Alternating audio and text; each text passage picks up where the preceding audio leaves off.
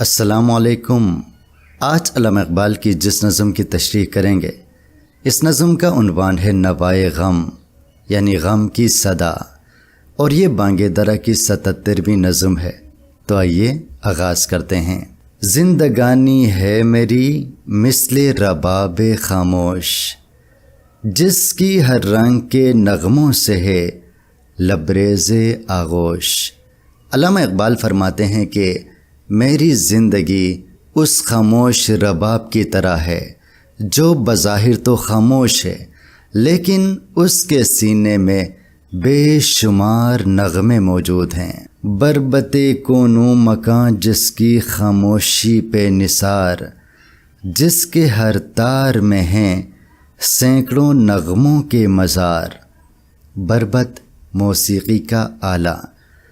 میری زندگی کا جو رباب ہے، اس پر کائنات کا جو بربت ہے، کائنات میں جو موسیقی ہے وہ قربان ہے۔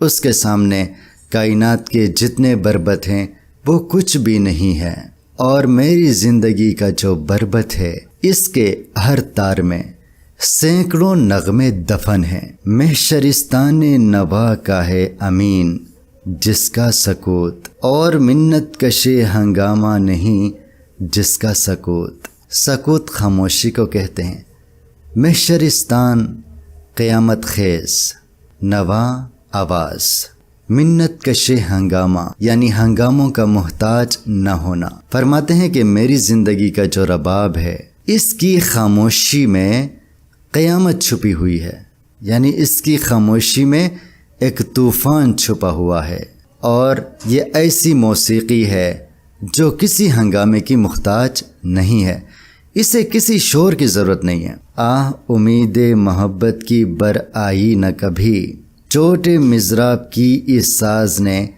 کھائی نہ کبھی۔ مضراب جس سے موسیقی کے آلات پر ضرب لگایا جائے اس کو مضراب کہا جاتا ہے۔ فرماتے ہیں کہ افسوس کی بات ہے کہ محبت کا جو خواب تھا وہ کبھی پورا نہیں ہوا، اور میری زندگی کا جو ساز ہے، موسیقی کا جو آلہ ہے، اس پہ کبھی بھی محبت کی ضرب نہیں لگی۔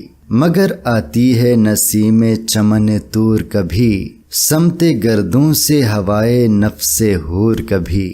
لیکن کبھی کبھی ایسا ہوتا ہے کہ جو کوہ طور کی پہاڑی ہے اس سے ٹھنڈی ہوا آتی ہے، اور کبھی کبھی آسمان کی طرف سے حوروں کے سانس کی لہر بھی آ جاتی ہے۔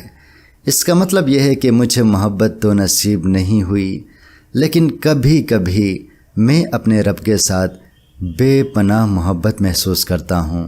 چھیڑ آہستہ سے دیتی ہے میرا تار حیات، جس سے ہوتی ہے رہا روح گرفتار حیات۔ فرماتے ہیں کہ یہی چیزیں یعنی اللہ تعالیٰ کی محبت کبھی کبھی میری زندگی کی جو موسیقی ہے اس کے تار چھیڑ دیتی ہے، اور جب اس کے تار چھیڑ دیتی ہے تو میں زندگی کی قید سے رہا ہو جاتا ہوں، آزاد ہو جاتا ہوں۔ نغمہ یاس کی دھیمی سی صدا اٹھتی ہے، اشک کے قافلے کو بانگے درا اٹھتی ہے۔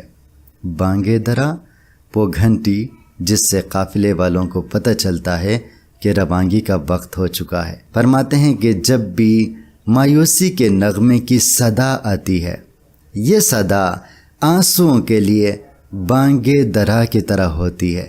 اس صدا کے آتے ہی آنسوؤں کے قافلے رواں ہو جاتے ہیں، یعنی میں رونا شروع کر دیتا ہوں۔ جس طرح رفت شبنم ہے مذاق رم سے، میری فطرت کی بلندی ہے نوائے غم سے۔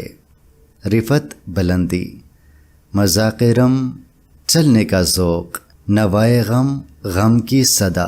فرماتے ہیں کہ جس طرح چلتے رہنے اور حرکت سے شبنم کو رفت ملتی ہے، شبنم کو بلندی ملتی ہے، اسی طرح غم کی صدا سے میرے مزاج کو بھی عظمت ملتی ہے، بلندی ملتی ہے۔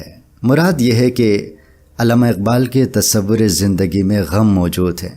علامہ اقبال کا یہ نظریہ ہے کہ غم کی وجہ سے انسان کو بلندی ملتی ہے، غم کی وجہ سے انسان اشرف المخلوقات کا درجہ پاتا ہے، غم کی وجہ سے زندگی سنور جاتی ہے، اور زندگی میں خوشی کا کوئی کردار نہیں ہوتا، اور زندگی غموں کا نام ہے۔ تو یہ تھی ہماری آج کی نظم، دوبارہ حاضر ہوں گے۔ اللہ حافظ۔